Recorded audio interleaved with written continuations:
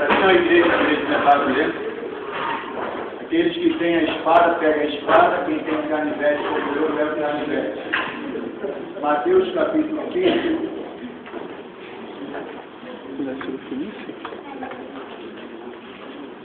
Eu quero ler apenas 2 versículos. Eu nunca vi um tempo, preste atenção aqui, por favor. Eu nunca vi um tempo onde se fala tanto sobre adoração como neste tempo. Aliás, nunca vi um tempo onde existe tantos sacrifícios como hoje, mas também nunca vi um tempo onde existe tão pouco sacrifício real. Nunca vi um tempo onde existe tanta adoração com os lábios, mas também nunca vi um tempo onde existe tão pouca adoração de todo o coração. Eu nunca vi um tempo onde Deus foi tão adorado, mas também nunca vi um tempo onde Deus foi tão pouco ou menos exaltado. Eu nunca vi um tempo onde existiu tantos frequentadores de igreja como neste tempo, mas também nunca vi um tempo onde existe tão poucos santos sobre a face da terra. E eu olho para Mateus 15 e percebo que Jesus, quando olha para nós, ele deseja uma adoração, mas uma adoração que seja genuína. E se você não sabe o significado de algo genuíno, chegar em casa só procurar no Aurélio. Mas Jesus olha para cá e pede uma adoração pura. Em Mateus 15, Jesus está fazendo uma condenação. Os escribas e fariseus estão criticando os discípulos de Jesus porque eles não lavaram as mãos antes da refeição. E Jesus olha para eles e diz assim: olha, vocês estão dando mais valor à tradição de vocês do que respeitando os mandamentos do Senhor.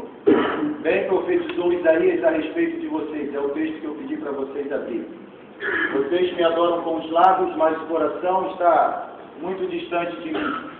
Em vão me adoram. Eu penso, gente, que a adoração genuína, ela possui alguns predicativos. Isso nos dá algumas certezas. O seu chat, quando escreve um livro, Adoração Bíblica, não sei quantos já leram, mas ele coloca logo na página inicial do livro, primeiro capítulo, segundo parágrafo, ele diz assim: uma criança andando com seu pai na cidade onde morava, viu um outdoor muito grande e tinha um anúncio assim: escolha uma igreja melhor para você adorar ou cultuar. E aquela criança pergunta para o pai: pai, o que significa cultuar? E o pai responde: cultuar significa ir na igreja e ouvir o sermão do pregador. Talvez essa seja a concepção de adoração de muitos. Mas eu gosto de pensar a adoração diante de alguns vocabulários bíblicos. Existem números. Existe o verbo, ou a palavra latréia no grego, que significa adoração. Existe a palavra liturgiel, de onde vem liturgia, que é o serviço sacerdotal para adoração. Existe seiva, existem tantas palavras gregas para adoração, mas uma que me impressiona é de Lucas 7, quando aparece a palavra proskenel. E proskenel significa beijar, mas uma tradução mais literal seria render alguma coisa a alguém. E a adoração, meus irmãos, genuína é uma adoração onde nós rendemos alguma coisa a alguém. E eu fico impressionado quando alguém vai para um culto e diz assim: o culto hoje não foi bom, como se ele tivesse a capacidade de aferir o culto. O culto não é prestado para ele, pelo contrário, ele foi prestar alguma coisa, foi render alguma coisa, então ele não tem a capacidade de dizer se aquilo que ele rendeu é bom ou não é bom, porque quem vai dizer isso é quem está recebendo. E esse verbo, proskenel, era muito utilizado na cultura grega, porque os gregos, ao adorar imagens, adorar a terra, eles se prostravam e beijavam aquilo que estavam adorando. E ao beijar aquilo que estava sendo adorado, eles faziam uma coisa, eles diziam o seguinte: estou reconhecendo a minha inferioridade, ao mesmo tempo que eu estou reconhecendo a superioridade daquilo ou daquele que está sendo adorado. Se você deseja ser um adorador genuíno, reconheça a sua inferioridade ao mesmo tempo que você deve reconhecer a superioridade de Deus. Amém. Deus é superior a você. Ele age da forma como Ele quer e não precisa dar satisfação nem para mim nem para você.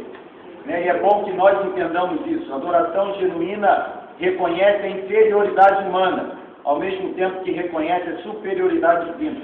Mas também a adoração, eu penso que a adoração genuína independe ou não é limitada, não se limita a estilos, a expressões ou a liturgia. Cantamos aqui um hino interessante, animado, alguns batendo palma, e talvez alguns olharam para mim e não me viram batendo palma, porque eu cheguei, pastor, não adora o Senhor. A Bíblia nunca apresentou um modo mais correto do que o outro a respeito de adoração. Pelo contrário, ela sempre apresentou uma recomendação. Deus é Espírito, importa que aqueles que o adorem em Espírito e em verdade. A adoração genuína não pode ser limitada por estilo. A adoração genuína não está no bater palmas, no levantar a mão, no ficar sentado ou ficar em pé, porque a adoração genuína independe das expressões externas. As expressões externas podem até impressionar aqueles que estão participando da adoração, mas jamais podem impressionar aquele que está vendo e recebendo a adoração. Enquanto alguns se impressionam com as mãos no alto, Deus se impressiona com a devoção do coração. E é bom quando eu olho para Ana, mãe de Samuel, e antes dela ter Samuel, a Bíblia diz, no primeiro livro de Samuel, capítulo 1, que ela entra onde para orar? No templo. E o pastor, ou o sacerdote ali está lá. Imagine você indo de manhã cedo para adorar o Senhor no templo, e o pastor olha para você e diz que você está bêbado. Alguns aqui, por serem muito esquentados, dariam um soco no pau do nariz do pastor. Mas é possível que Ana estivesse adorando ao Senhor naquela manhã numa igreja batista. Quantos aqui são batistas? Porque era uma igreja quietinha, tranquila, Ana orava, ninguém escutava nada, nem o pastor escutava o que ela estava dizendo. Era uma liturgia muito tranquila, mas ela adorava genuinamente. Mas quando a gente vai para Atos capítulo 3, depois de Pedro e João furar o coxo, me parece que o coxo entra numa igreja pentecostal, porque ele entra pulando, saltitando, louvando a Deus, glorificando. E aí a liturgia é muito diferente da igreja onde Ana estava. Mas isso não faz com que a adoração dele se torne inferior à adoração de Ana ou vice-versa. Porque a adoração não pode ser limitada por liturgia. A adoração verdadeira não está na liturgia. Aliás, a adoração não existe telespectadores ou não existe plateia. Na adoração todos nós somos participantes. E há uma grande diferença entre culto e show justamente por isso, porque show tem o objetivo de oferecer entretenimento para aquele que está assistindo, ou para aqueles que estão assistindo, que não participam efetivamente do show. Já a adoração não. A adoração não tem objetivo dar entretenimento a ninguém, pelo contrário. A adoração tem por objetivo agradar o coração de uma divindade. E é por isso que eu gosto de dizer lá na igreja que altar da igreja não é palco de show. Que altar da igreja não é ocupado por artistas ou por pessoas habilidosas. Altar da igreja é um lugar santo que deve ser ocupado por pessoas santas, adorando o Deus Santo, pedindo a esse Deus Santo que os vejam como verdadeiros adoradores.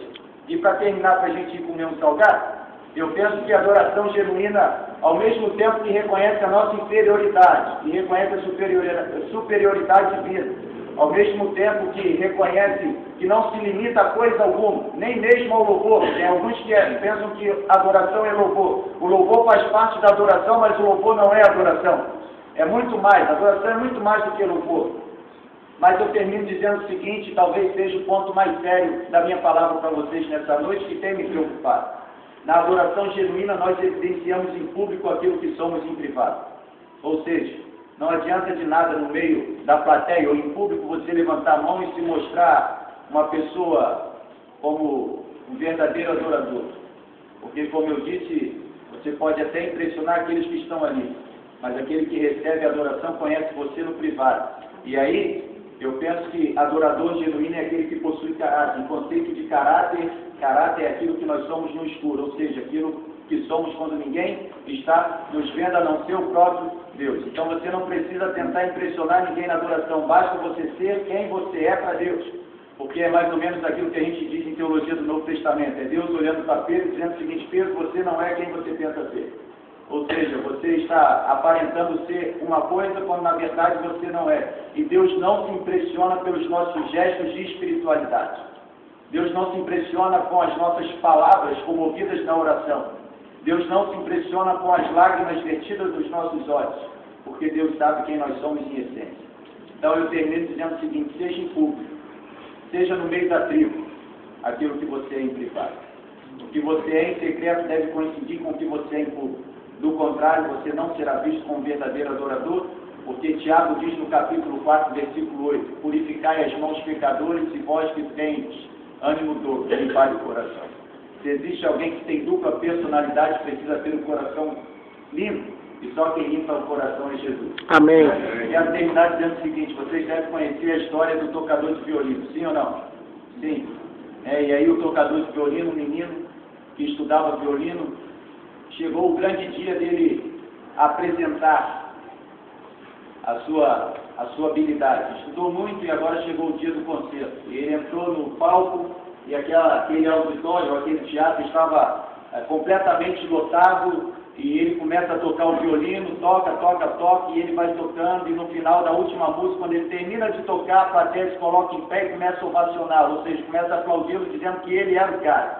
Ele foi muito bem, tocou muito bem, e a plateia começa a subiar, começa a aplaudir, começa a gritar e tal, eufóricos, devido ao talento daquele menino. Só que aquele menino, ao som dos aplausos, ele abaixa a cabeça e começa a chorar compulsivamente e sai correndo para o seu camarim. O pai estava na plateia, levantou e foi ao encontro do filho e chegou e falou assim: meu filho, eu entendo que você está chorando, você está feliz porque as pessoas te aplaudiram, você foi muito bem. Ele disse: não, pai, eu estou chorando porque eu não fui muito bem. Como não, rapaz? Você não ouviu os aplausos, todo mundo ficou em pé, as pessoas nem te aplaudiram sentado, eles ficaram em pé, aplaudiram você, gritaram: você é o cara, você é muito bom, eu me orgulho de ser o seu pai. Mas aquele jovem virou e falou o seguinte: não, pai, nós tínhamos um senhor na primeira fileira que ele não ficou em pé para me aplaudir. E aí o pai olhou para ele e falou: você está doido, rapaz?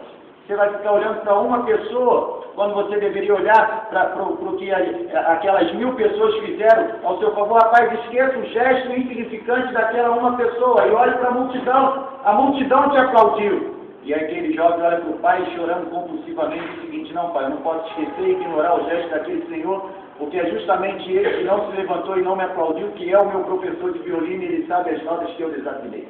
Moral da história: se você quer ser um adorador genuíno, procure se arrancar aplauso do seu mestre, do seu professor, e não se preocupe em ser ovacionado pela multidão, porque a multidão se impressiona com as suas expressões externas. Amém. Mas o seu mestre, o seu professor, ele vê o seu interior e está... Amém. Amém. Está em pé, vamos ver.